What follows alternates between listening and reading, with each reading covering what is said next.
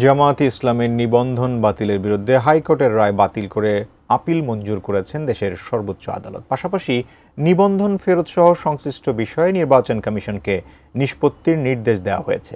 প্রধান বিচারপতি ডক্টর সৈয়দ রেফাত আহমেদের নেতৃত্বাধীন 4 সদস্যের আপিল বিভাগ আজ রোববার এই রায় দেন।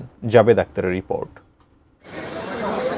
বাংলাদেশ জামায়াতে ইসলামীকে নির্বাচন কমিশন ইসির দেওয়া নিবন্ধনের বৈধতা চ্যালেঞ্জ করে 2009 সালে হাইকোর্টে রিট করেন সৈয়দ রেজাউল হক চাঁদপুরী সহ 25 জন।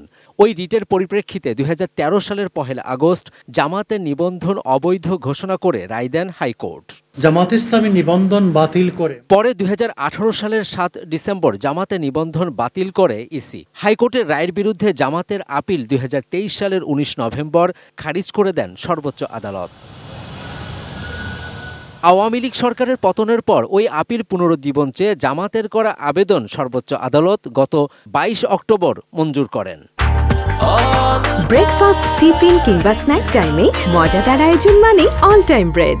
পরবর্তীতে এ বিষয়ে 4 দিন শুনানি হয়। প্রধান বিচারপতি ডক্টর সৈয়দ রেফাত আহমেদের নেতৃত্বাধীন 4 সদস্যের আপিল বিভাগ রোববার জামায়াতের আপিল মঞ্জুর করে হাইকোর্টের রায় বাতিল করেছেন এবং ইলেকশন কমিশনকে নির্দেশনা দিয়েছেন বাংলাদেশ জামায়াতে ইসলামীর রেজিস্ট্রেশন এবং অন্য যে সকল ইস্যু ইলেকশন কমিশনের সামনে আছে বা আসবে সেগুলো যেন দ্রুতই নিষ্পত্তি করেন।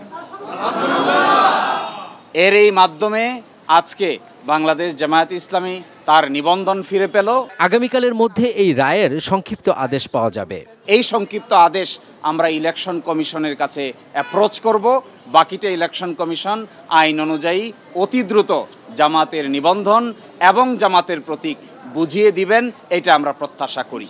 কোনো রাজনৈতিক দল বা প্রার্থীকে প্রতীক হিসেবে দাঁড়িপাল্লা বরাদ্দ না দিতে প্রয়োজনীয় ব্যবস্থা নিতে 2016 সালে ইসিকে চিঠি দেয় সুপ্রিম কোর্ট প্রশাসন। ওই বছরই ন্যায় বিচারের প্রতীক হিসেবে দাঁড়িপাল্লা একমাত্র সুপ্রিম কোর্টের মনোগ্রামে ব্যবহৃত হবে বলে সিদ্ধান্ত নেওয়া হয়েছিল। ডাইরেকশন দিয়েছেন আপিল বিভাগ, সেই ডাইরেকশনে বলেছেন জামায়াতের রেজিস্ট্রেশন এবং অন্য কোনো ইস্যু যদি ইলেকশন কমিশনের সামনে থাকে তাহলে যেন ইলেকশন কমিশন এটা ডিসপোজ করে। এই অন্য ইস্যু বলতে আমরা বোঝাচ্ছি এটি হলো প্রতীক সংক্রান্ত ইস্যু। প্রতীকের বিষয়টাই মামলার ইস্যু ছিল না। প্রতীকের বিষয়ে অনারেবল কোর্ট কোনো ডিরেকশন দেননি। ওটা বলছেন ওনাদেরকে অন্যভাবে সমাধান করতে হবে। সর্বোচ্চ আদালতের রায় চূড়ান্ত, প্রশাসনিকভাবে সিদ্ধান্ত নিয়েছেন, এগুলো বিচারিক কোনো সিদ্ধান্ত নয়। Javed Akhtar, ATN news, Dhaka.